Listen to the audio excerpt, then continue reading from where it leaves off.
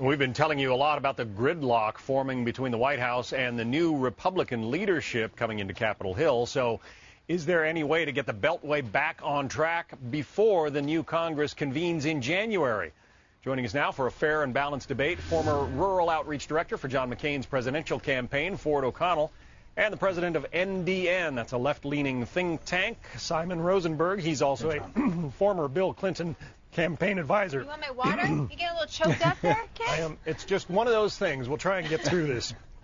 Ford, you say that the president needs to take a little sip. Thank you. You say the president needs to display that he is trustworthy? Absolutely. Look, the latest meeting is obviously an Axelrod PR stunt. It reeks of it and one of many to come. With that said, though, after Obamacare, the president has a lot to do in terms of working to get Republican trust back.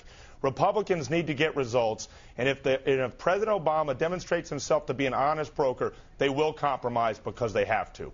All right. Simon, your take. I mean, the Republicans obviously won a lot of seats on Capitol Hill, in part because they opposed much of what this president spent the last 2 years putting in place. Yeah, I mean, look, the Democrats are still have more power in Washington than the Republicans do, despite the significant victory the Republicans just had. And with this greater power for the Republicans comes greater responsibility. I think there's going to be a real effort by both parties to try to find the common ground that they can work on while also standing their ground. I think you're going to see both of these things happening at the same time.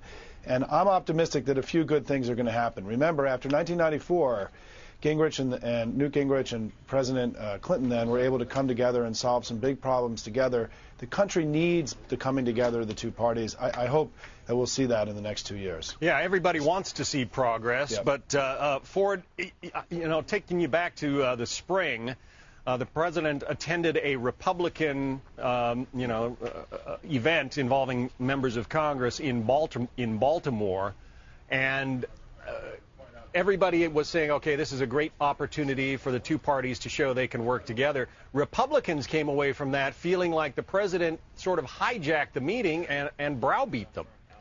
Yeah, absolutely, and that's really the big thing, and that was on a national stage. People expected everybody to come together, and essentially President Obama burned them, and it's going to take a long time for them to get over that, but they don't have a long time. They're on the clock. They have to get results, and they're going to have to work with the White House to achieve it, especially on tax cuts. Simon, can you point to one area where you think both parties could and should work together right now to get something done that people I think, like?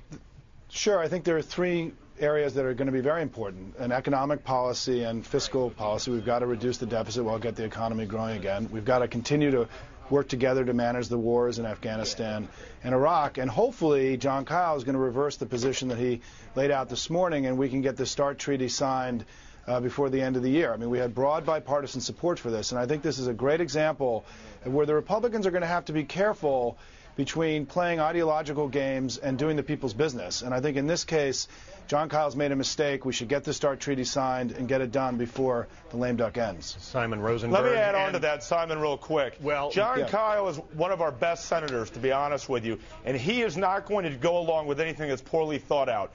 Give Senator Kyle a chance, and he'll prove to be one of our best power brokers. All right. I hope so. I hope so. I hope so, Ford. Simon Rosenberg and Ford O'Connell, thanks to you, and thanks to Jenna for keeping me from choking. I don't know what I'm going to do with both you and Harris. Both of you got that raspy voice thing going on.